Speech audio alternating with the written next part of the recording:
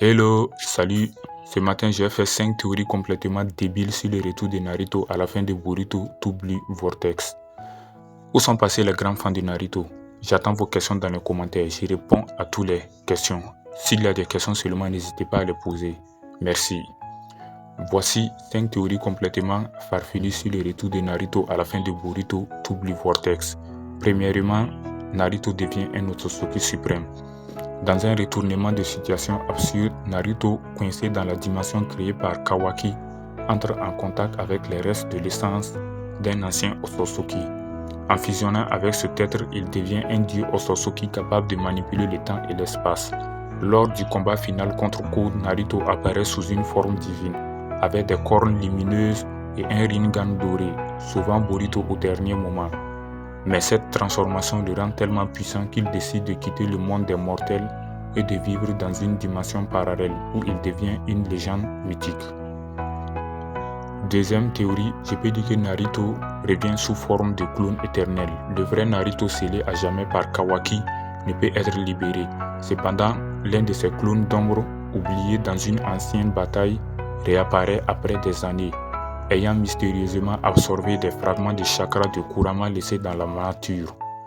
Ce clone renforcé est devenu autonome, se considère comme le nouveau Naruto et revient à Konoha pour combattre aux côtés de Boruto. Il est tellement convaincu d'être le vrai Naruto qu'il reprend sa vie comme si de rien n'était au grand désarroi de sa famille.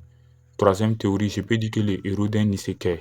On découvre que la dimension où Naruto a été scellé par Kawaki est en fait un monde parallèle où il a vécu des années, devenant un héros légendaire dans un autre univers.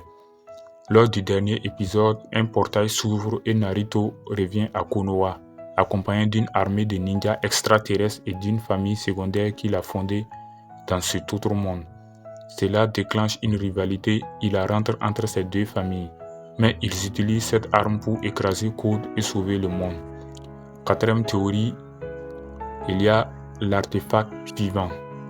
Je peux dire que dans une théorie encore plus absurde, Amado, le scientifique énigmatique, révèle qu'il a toujours eu un plan de secours pour ramener Naruto. Il fusionne les souvenirs et les chakras de Naruto avec une ancienne réplique des Otsutsuki, créant une version robotisée de Naruto appelée Naruto MK2. Ce dernier possède toutes les techniques de Naruto original, mais avec des missiles Rasengan et un mode bijou mécanique. Ce cyborg ninja devient l'arme utile pour affronter Code et sauver Boruto. Cinquième théorie, il y a la réincarnation du renard légendaire. Je peux dire qu'à la fin, Naruto est libéré de son sceau, mais son corps ne peut plus contenir son essence après avoir passé trop de temps dans la dimension de Kawaki.